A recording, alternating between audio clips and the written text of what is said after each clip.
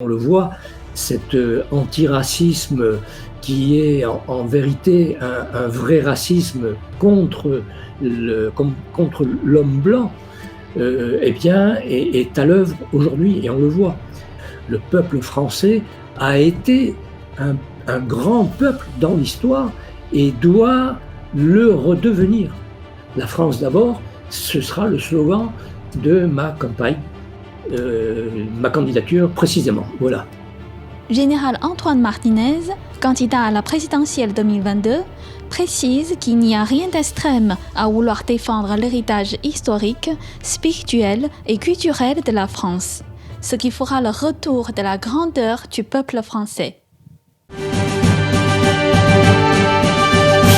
Bonjour, Général Martinez. Bonjour, Ing. Et bienvenue à l'émission Esprit français. Écoutez, je vous remercie pour votre invitation. C'est avec un grand plaisir.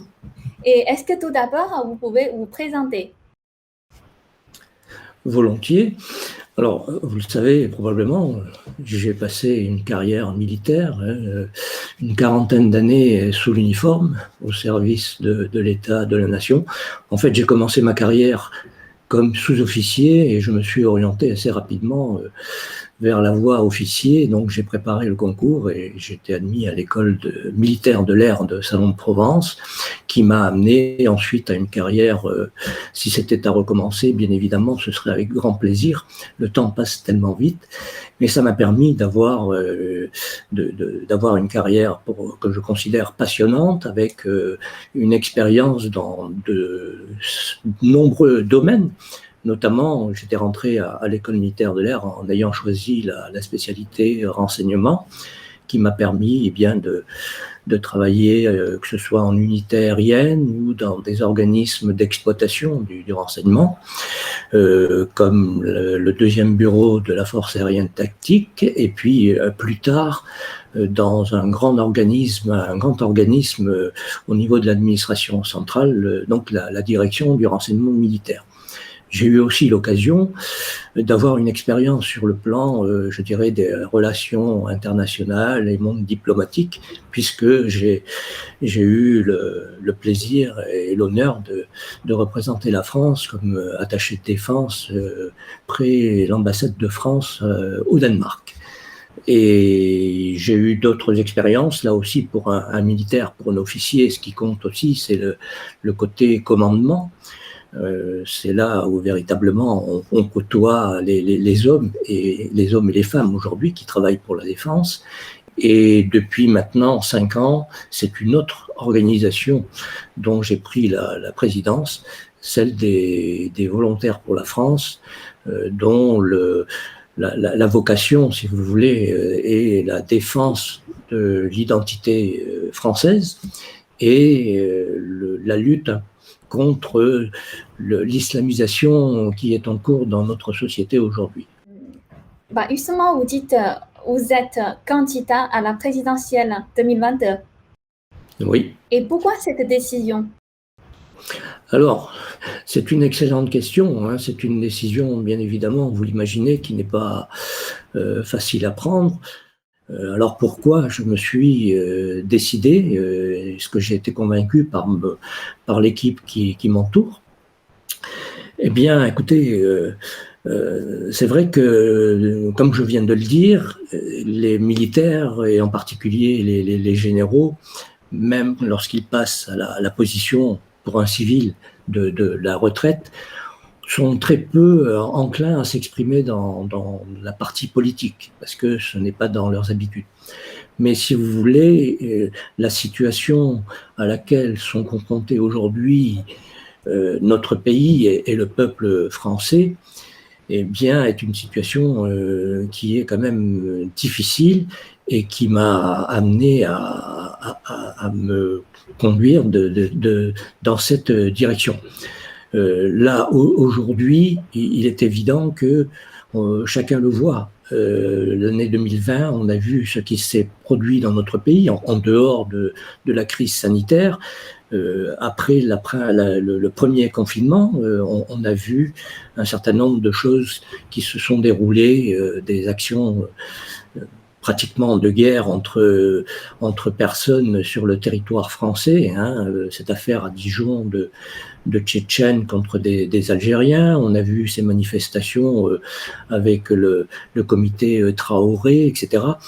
Donc on se rend compte que au fil des ans, et là c'est la faute, parce que je le dis, c'est la faute de nos dirigeants politiques depuis quelques décennies maintenant, qui ont amené, par leur laxisme, par leur manque de clairvoyance, leur manque de courage politique, et parfois même maintenant de déni de réalité, on en est arrivé à une situation où le problème qui se pose pour la France et qui commence à devenir important pour l'Europe, c'est le problème causé par cette immigration de peuplement qui est un vrai sujet, parce que jusqu'à présent, jusqu'aux années 70, 80, l'assimilation a très bien fonctionné, mais il faut bien reconnaître que sous le nombre, eh bien, les choses ne sont plus du tout les mêmes, et que nous avons aujourd'hui sur notre territoire des populations qui ne veulent pas s'intégrer à la communauté nationale et qui finalement font que la situation devient de plus en plus difficile.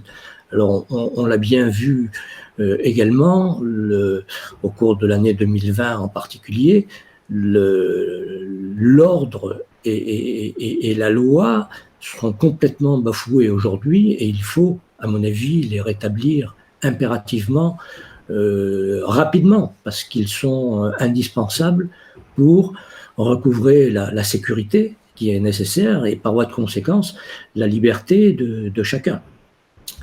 Parce que, voilà, et enfin, il faut pouvoir, je dirais, dénoncer, il faut dénoncer et s'opposer à un système aujourd'hui corrompu, qui est soumis à l'oligarchie financière apatride, qui travaille guidé par une idéologie mondialiste et progressiste, il faut bien l'admettre, à la disparition des nations, et donc à la disparition des identités. Et ce système, je considère qu'il est aujourd'hui parfaitement incarné par notre président de la République, qui manifestement n'aime pas son peuple. Pourtant, ça devrait être quelque chose d'important pour un président de la République, mais là, manifestement, ce n'est pas le cas. Il n'aime pas son peuple, et parce qu'il le mène finalement au désastre. Et il y a un problème qui se pose au niveau de la cohérence interne de la société et de la cohésion du peuple français. Alors, si vous voulez, à la suite de cette réflexion que nous avons menée pour ma candidature, pour moi, la réponse doit être claire dès le départ. C'est-à-dire que aucune politique ne peut réussir aujourd'hui dans notre pays si nous ne décidons pas de régler en priorité le problème de l'immigration et de l'islamisation du pays. Alors, vous avez là, bien sûr, je dirais, la raison première de ma candidature à cette magistrature suprême. Voilà. Et vous avez été au service de l'État et oui. de la nation pendant 40 ans. Une quarantaine d'années, oui. Et vous dites, vous ne pouvez plus rester silencieux. Et vous avez brisé le silence. Le silence. Et qu'est-ce qui s'est passé réellement? Et qu'est-ce qui s'est passé réellement? Eh bien, écoutez, quand on a porté l'uniforme comme je l'ai porté, et puis qu'on termine sa carrière comme général, et après avoir occupé un certain nombre de postes ou certaines responsabilités, ou à certains moments on a même représenté la France à certaines réunions, et que quittant l'activité, alors qu'on avait quand même bien réfléchi déjà à ces situations, mais pris par notre activité professionnelle, il est évident qu'on a une mission à remplir, et à partir du moment où notre activité est terminée, eh bien, on voit bien que on est en pleine possession physique de ses moyens, en pleine possession intellectuelle, et donc on a envie, dans ces cas-là, ça a été tout au moins mon cas, on a envie de continuer à servir son pays, mais d'une façon différente. Tout cela m'a conduit, eh bien, comme vous le dites, à vouloir briser le silence, parce que je considère qu'il faut créer un sursaut. Il faut que ce sursaut puisse avoir lieu. Sinon, comme on peut le constater, ce problème d'immigration, de peuplement qui continue aujourd'hui, eh bien, mènera inexorablement à la libanisation du pays. Et vous le savez, ce terme de libanisation est très précis.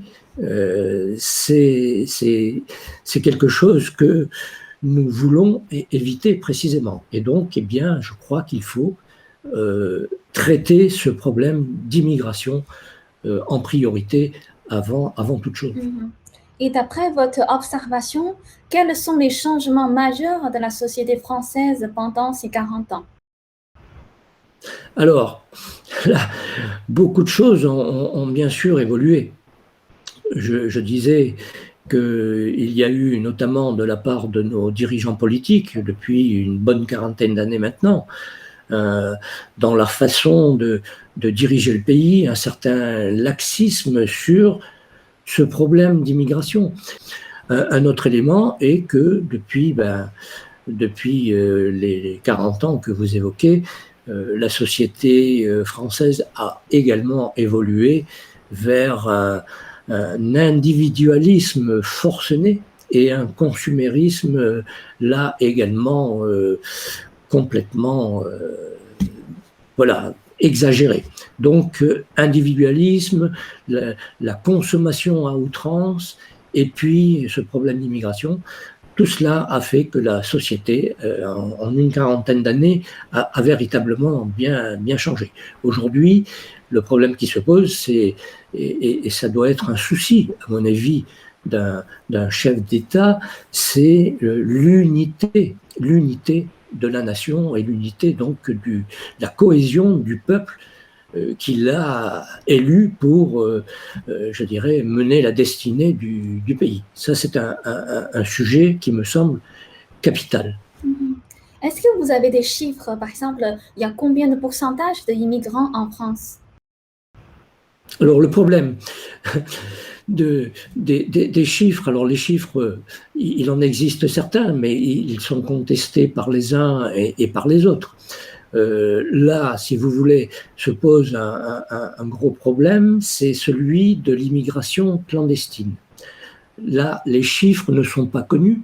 Alors, certains estiment aujourd'hui qu'ils sont entre 500 000 et 1 million sur notre territoire. En juillet 2020, vous avez lancé un appel aux Français depuis l'église Sainte-Cécile. Y a-t-il une signification particulière? Alors, 2020, nous étions, je le rappelle pour ceux qui ne le savent pas, 2020 était une année consacrée à Jeanne d'Arc. C'était le centenaire de sa canonisation et le 10 juillet était le centenaire de la loi qui avait été votée par le Parlement français donc en 1920 sur la fête de Jeanne d'Arc devenue fête patriotique. Donc voilà, nous étions donc dans une année consacrée à Jeanne d'Arc et le choix du 10 juillet n'est donc pas innocent puisqu'il rappelle ce centenaire et eh bien nous avons souhaité que cet appel se fasse à l'église Sainte-Cécile devant la belle statue de Jeanne d'Arc qui trône sur une partie de cette église. Voilà, c'est une façon de rappeler l'histoire de notre pays, histoire avec cette héroïne qui a sauvé la France, qui s'était bien sûr opposée aux Anglais, mais d'une façon, voilà, elle représente, c'est un symbole emblématique de l'histoire de France. Et puis, il y a aussi, je le souhaitais également, rappeler également que eh bien, la France a des racines, c'est des racines chrétiennes. Notre pays a été formé par une culture gréco-romaine, gréco-latine, et par la religion chrétienne. D'ailleurs, c'est la fille aînée de l'Église, chacun le sait. Alors les choses, bien évidemment, ont bien évolué depuis des siècles, et puis avec la laïcité, etc. Mais il n'en demeure pas moins que, personnellement, je suis attaché au fait de rappeler les racines de notre pays. Donc, c'était effectivement un symbole et une volonté manifeste de le faire dans ce lieu.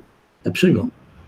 Et dans votre appel, vous avez dit la patrie est en danger, menace de guerre civile et ethnique. Oui. Est-ce qu'on est vraiment à ce point-là? Eh bien, écoutez, je crois que les choses, quand je dis que les choses se sont accélérées, elles continuent de s'accélérer. Et on a l'impression qu'en l'espace d'une année, maintenant, les choses vont beaucoup plus vite dans le mauvais sens, dans un sens néfaste, qu'elles pouvaient évoluer en 5 ans, il y a encore quelques années. Là, compte tenu de ce que j'ai dit précédemment, et nos dirigeants politiques devraient quand même bien s'en rendre compte, et je pense qu'ils s'en rendent compte, parce que ce n'est pas uniquement mon propre avis qui est à prendre en compte. Nos dirigeants disposent également, bien évidemment, au niveau où ils se trouvent pour diriger le pays, disposent d'un certain nombre de services, notamment de services de renseignement qui les renseignent. Et je peux vous assurer que les derniers rapports, notamment de la DGSI, la Direction Générale de la Sécurité Intérieure, sont plus qu'alarmants dans ce domaine. D'ailleurs, si vous voyez les différents incidents qui se produisent, qui se sont produits ou qui se produisent encore dans notre pays régulièrement, il y a des moments où c'est radicalisés qui sortent de façon impunément dans leur secteur, où la police a beaucoup de peine à pénétrer, eh bien, utilisent des armes de guerre. Si vous avez vu ce qui s'est passé l'année dernière entre ces actes entre Tchétchènes et Algériens, ça a failli très mal tourner. Et puis plus récemment, dans la région de Lyon, il y a une semaine à peine, pendant plusieurs nuits, des actes de vandalisme, de voitures brûlées, tout cela sous le bruit des kalachnikovs. Il y a là un véritable sujet de préoccupation que manifestement nos dirigeants ne semblent pas prendre au sérieux. Eh bien, je crois que si on ne règle pas ce problème, on va au-devant de drames et en fait, c'est bien là. Il faut bien comprendre quelle sera l'issue si la situation ne change pas et si on ne fait rien pour la changer. Le résultat, ce sera, il ne faut pas se leurrer, du sang et des larmes. Mais ce sera trop tard, là. C'est également donc la raison de ma candidature, même si ça n'était pas du tout dans mes objectifs il y a un peu plus d'1 an. Hein, voilà, les événements ont fait que je me suis décidé avec le groupe qui m'entoure, et voilà. Donc, pour moi, c'est un vrai sujet de préoccupation qui devrait être celui de nos dirigeants politiques aujourd'hui. Donc, vous dites notre état de droit est en train de s'effondrer. Oui. Et vous pouvez donner un exemple? Alors, l'état de droit, souvent les gens parlent de l'état de droit, on voit bien, il y a, je dirais, deux façons de voir l'état de droit. Alors, il y a l'état de droit que certains critiquent aujourd'hui parce qu'il est véritablement un état de droit qui travaille contre contre la nation et contre le peuple français, c'est, je dirais, celui qui est pris par, c'est l'état de droit des juges, c'est-à-dire le gouvernement des juges, c'est-à-dire des décisions qui sont prises par des élus, voire approuvées par les citoyens, et des décisions qui sont cassées par le gouvernement des juges qui considèrent que soit c'est inconstitutionnel ou ça n'est pas dans le droit fil de certaines, mais manifestement, c'est un état de droit qui est appliqué par des gens qui travaillent de façon idéologique. Et puis, il y a l'autre état de droit auquel moi je me réfère, c'est celui qui est celui de toute démocratie, le fonctionnement de la démocratie. C'est-à-dire, un exemple, les frontières sont un exemple je dirais, du respect d'un État. C'est un élément de l'état de droit. Et on ne peut pas franchir une frontière de façon illégale sans aucune réaction de l'État. Si l'État ne réagit pas à ces illégalités, eh bien, c'est la porte ouverte, bien sûr, à tout ce que l'on voudra. Donc là, voilà, il y a des différences, et l'état de droit, il faut quand même le rappeler. Nos politiques le savent, mais moi, je le dis, je l'ai écrit, l'état de droit n'est qu'un outil à la disposition du politique. C'est un outil qui doit légitimer son action. Mais là, aujourd'hui, on se rend compte que manifestement, nos dirigeants n'appliquent pas l'état de droit parce qu'ils ne font pas appliquer les lois existantes. Donc, voilà un exemple de ce qu'est le fait de bafouer, de ne pas respecter l'état de droit. Eh bien, c'est surtout aujourd'hui certains de nos dirigeants qui ne le respectent pas. C'est pas la justice qui doit appliquer la loi? Alors la justice, bien évidemment, applique par l'intermédiaire des juges, fait appliquer la loi, doit faire appliquer la loi, certes, mais la justice dans l'esprit régalien du service de l'État, il y a là aussi dans deux volets à prendre en compte.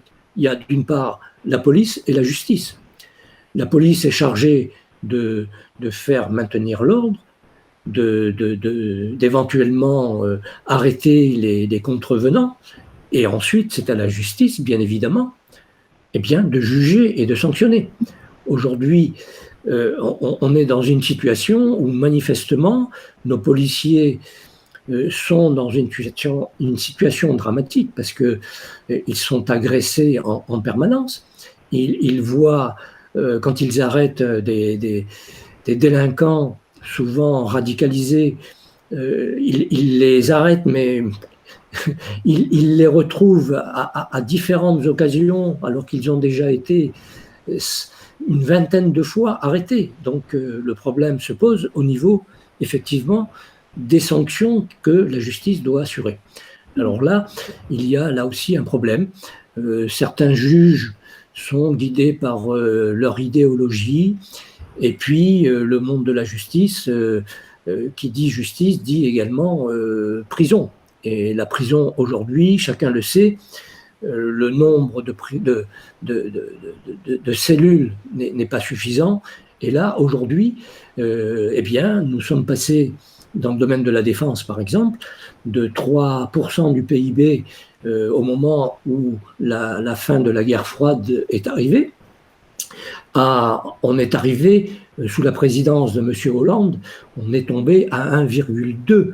Alors le président Macron a considéré qu'il fallait faire un effort, très bien, mais 2% que l'on doit atteindre en 2025, c'est long. Et ça ne correspond pas, je dirais, à la responsabilité de la France dans le monde. Voilà, moi, à mon avis, il faut retrouver ces 3% au niveau du pourcentage du PIB. Voilà, mais je crois que depuis de nombreuses années maintenant, nos dirigeants politiques n'ont cessé de réduire les budgets dans le domaine régalien, que ce soit la défense, mais même chose pour la partie sécurité avec la police et même chose pour la justice.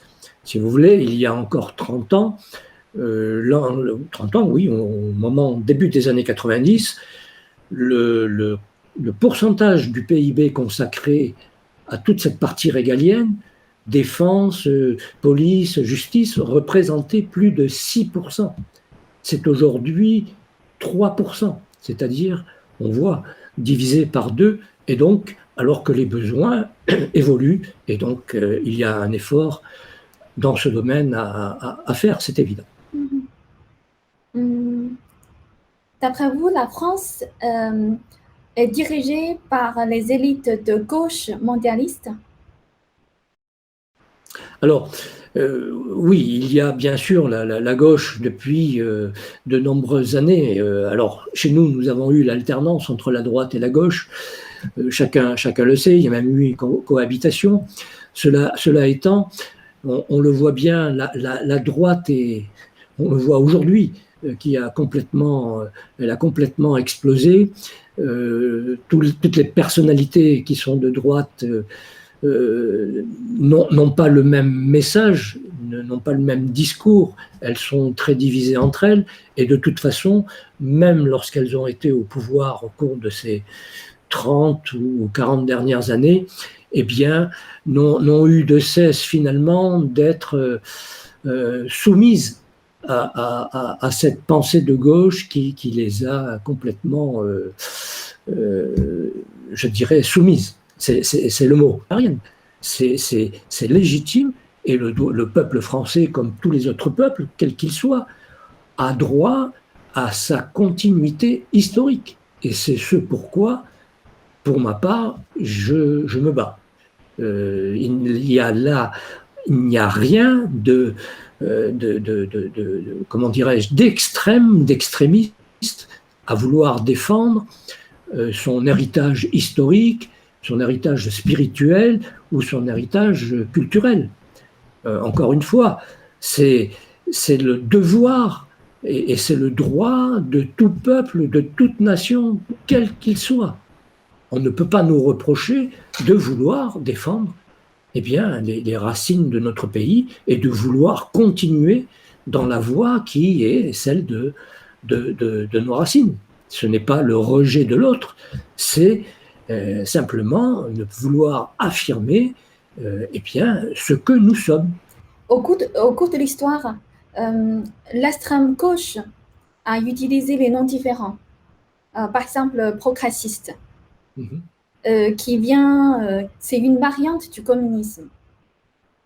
Oui. D'après vous, quelle est son influence en France, les progressistes? Alors, en France, l'extrême gauche est bien connue. Hein.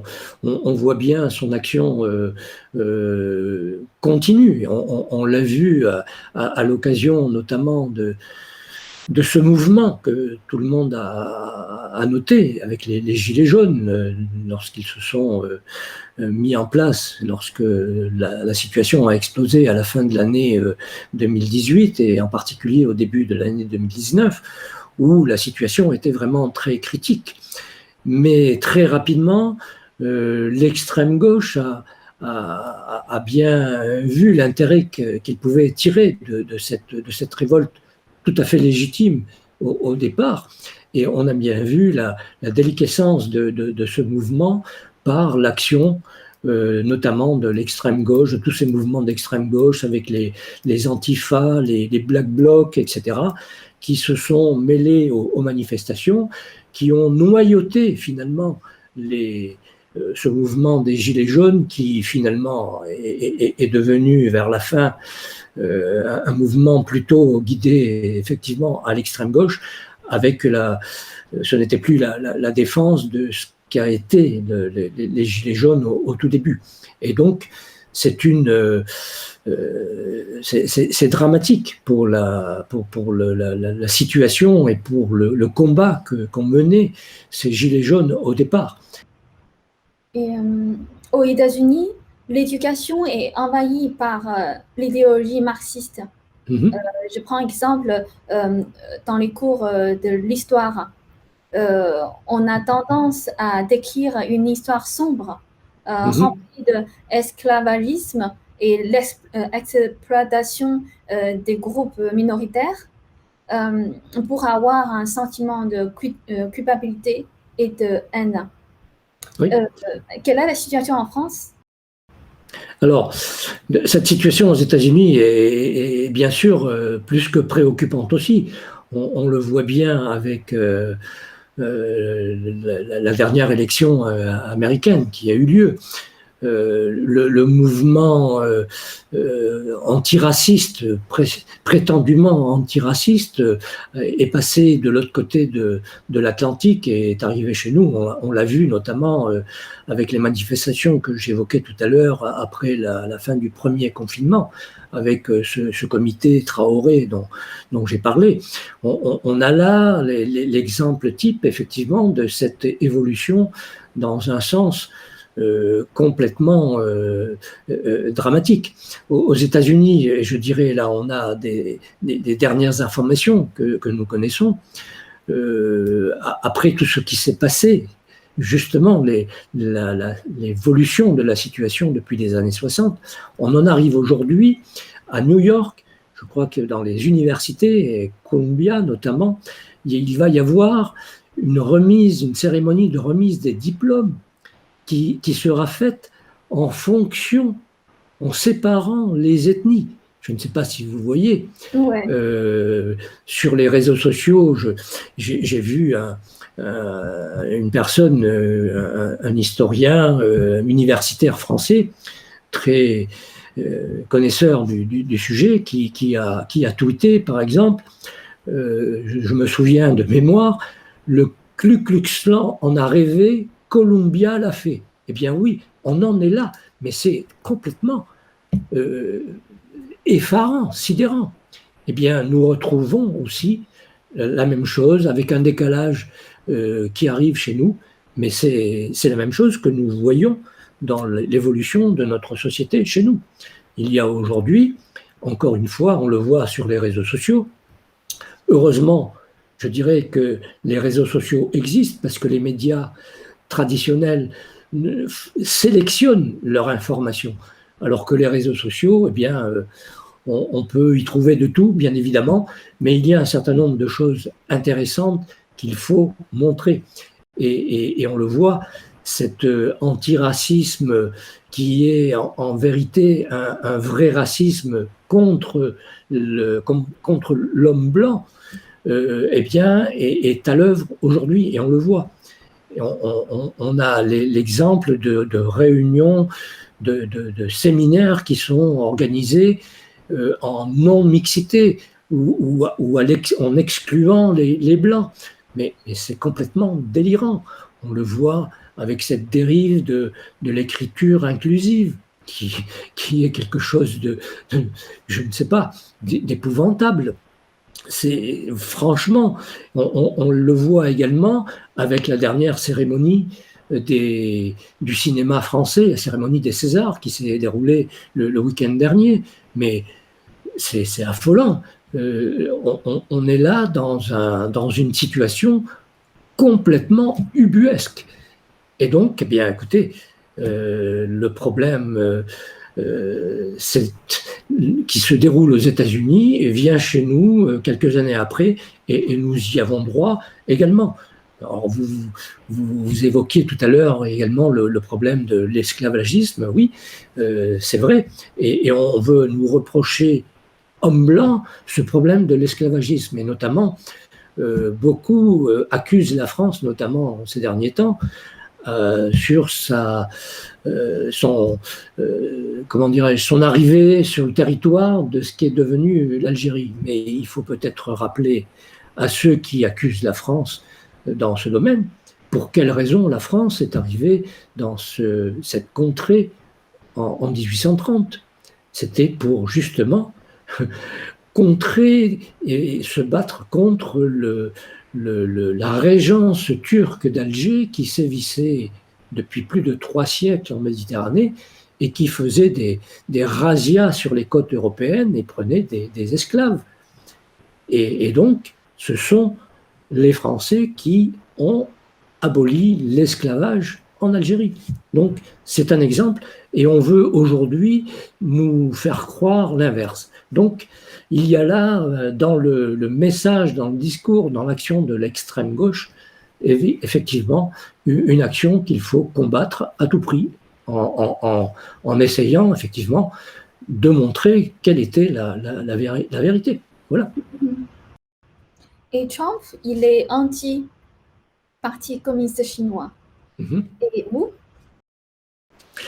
Alors, moi, si vous voulez, depuis le début, lorsque j'étais encore capitaine ou commandant, quand je travaillais dans un des organismes de renseignement que j'évoquais tout à l'heure, nous étions en pleine guerre froide.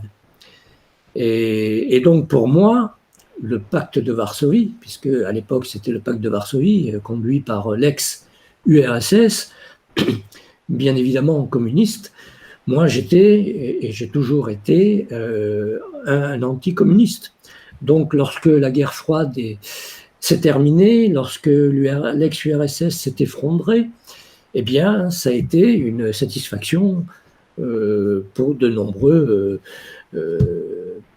personnes comme moi, je dirais, pour voilà, la guerre froide a été gagnée finalement sans la faire, parce que l'Occident avait conduit une politique en matière de défense qui a finalement amené l'ex-URSS sur le plan économique à ne plus pouvoir suivre et donc à s'effondrer notamment. Et puis, il y a aussi un autre aspect qu'il ne faut pas oublier. Je pense que si M. Reagan, à l'époque, a été l'une des personnes qui a réussi à faire céder l'ex-URSS, il y en a une seconde, c'est l'ancien pape Jean-Paul II, qui lui aussi, si on se souvient de Staline qui disait « le pape, combien de divisions ?» Eh bien oui, le pape n'avait pas de division militaire, mais il avait des millions d'âmes qui ont suivi son message et qui donc a permis aussi une évolution qui a permis cette chute du communisme à l'est de l'Europe. Donc, pour moi, voilà, aujourd'hui, la Chine continue à être un régime communiste et on le voit, c'est sur le plan économique, elle est devenue véritablement un pays capitaliste, il faut bien le dire, mais sur le fait du régime social, sociétal, il est resté un régime communiste qui même est devenu peut-être plus difficile et plus dur dans la mesure où, avec les nouvelles technologies et la maîtrise maintenant du numérique, fait que, eh bien, chaque individu peut être suivi par son image, par son déplacement, son téléphone, ses discussions, etc. Et c'est là aussi où on peut revenir sur ce projet des mondialistes que vous évoquiez tout à l'heure, avec cette oligarchie qui veut peut-être profiter justement de cette crise sanitaire, eh bien, pour déboucher sur un monde capitaliste, oui, mais avec un régime social, sociétal, qui pourrait devenir ce qu'est la Chine aujourd'hui. C'est-à-dire que chacun pourra être surveillé du fait des progrès sur le plan numérique. Voilà. C'est là aussi un vrai sujet de préoccupation. La Chine pourrait effectivement devenir une menace pour les pays occidentaux, mais il serait peut-être temps que nos dirigeants y réfléchissent et aient une autre politique à l'égard de la Russie. Les dirigeants d'un pays, que ce soit M. Poutine ou autre, eh bien, l'intérêt d'un dirigeant politique, on ne peut pas lui reprocher, c'est l'intérêt de son pays. le président Trump, son intérêt, c'était America First. Voilà, on ne peut pas lui reprocher. Ce serait, pour moi, évident que le président français dise la même chose, que la France d'abord. C'est d'ailleurs, la France d'abord, ce sera le slogan de ma campagne, ma candidature précisément. Voilà. Vous vous êtes engagé hors parti politique. Hors parti politique, oui. Oui. Et vous êtes confiant d'avoir les 500 signatures? Alors, c'est un véritable problème, bien sûr, et un premier obstacle. Il est évident que dans nos principes, il y a ce passage obligé, bien sûr, des 500 signatures. Il faut les obtenir, mais c'est un travail de longue haleine. C'est de toute façon l'obligation pour tous les candidats issus de partis politiques aussi. Hein.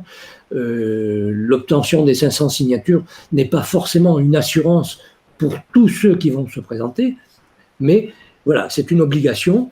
Eh bien, il faut s'y soumettre. Et puis, nos équipes vont commencer ce travail, qui est un travail de longue haleine, mais c'est engagé. Voilà. Vous êtes soutenu par d'autres généraux? Oui. Vous êtes combien? Alors, nous sommes 4. Il y a un autre général que j'ai déjà mentionné, avec lequel qui préside une autre organisation que la mienne, mais avec qui nous avons passé une alliance.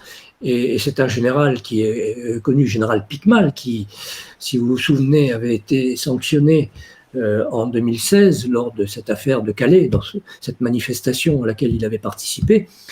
Et général Piquemal, que je connais maintenant et dont j'avais pris la défense à cette époque. Et donc, un certain nombre d'autres qui nous ont assuré de leur soutien pour l'instant, même s'il est anonyme, mais qui probablement viendront vers nous lorsque les choses seront beaucoup plus claires sur le plan médiatique notamment. Quelles seront vos 3 actions principales pour les 3 mois qui viennent? Alors, au tout début, je l'ai dit, aucune politique ne pourra être mise en œuvre si on ne cherche pas en priorité à traiter, à régler le problème de l'immigration et de l'islamisation. Donc, si vous voulez, il y a trois volets qui vont être mis en œuvre rapidement. C'est d'une part le principe de souveraineté. Je n'y reviens pas, mais je l'ai évoqué. Hein, je vous ai dit pour quelle raison la souveraineté nous est nécessaire, pour que nous puissions prendre nos décisions tout de suite, en dehors des principes et des obligations qui sont celles de la France aujourd'hui, en nous retirant temporairement de ces traités, etc. Il y a le principe de la défense de l'identité de la France. Donc, là aussi, dans notre programme, un certain nombre de mesures seront mises en œuvre immédiatement. Et le troisième volet, c'est le volet culturel, qui, lui, est un des volets, je dirais, permanents, puisqu'il doit, lui, s'étaler sur le temps. C'est-à-dire que là-dedans entre notamment la refondation de l'éducation nationale, qui a failli à sa mission depuis de nombreuses années aujourd'hui, et donc le rôle essentiel de l'éducation nationale sur cet aspect culturel. Donc un combat qui sera souverainiste, identitaire et culturel. Voilà. Ok. Avant de conclure notre interview, quel est votre message pour les Français qui veulent rester debout et qui veulent retrouver sa fierté et sa racine? Voilà, bien écoutez, pour conclure, c'est une conclusion qui me va tout à fait, qui me sied tout à fait. Il faut que les Français, qui sont aujourd'hui, pour certains, encore en totale léthargie, d'autres qui ne comprennent pas beaucoup, mais on peut bien reconnaître qu'ils ont été soumis pendant ces dizaines d'années qui viennent de s'écouler dans un contexte d'imposition de cette repentance injustifiée, il faut que le peuple français se réveille, comprenne bien quel est son intérêt aujourd'hui. Et donc, moi, mon message, c'est de lui dire que le peuple français a été un grand peuple dans l'histoire et doit le redevenir. Il l'est, mais il ne le sait plus. Donc, il faut que le peuple français sache qu'il est un grand peuple et qu'il doit retrouver sa volonté de reprendre son destin en main. Voilà ma conclusion. Okay. Merci beaucoup, Général Martinez. Je vous en prie et je vous remercie pour votre invitation.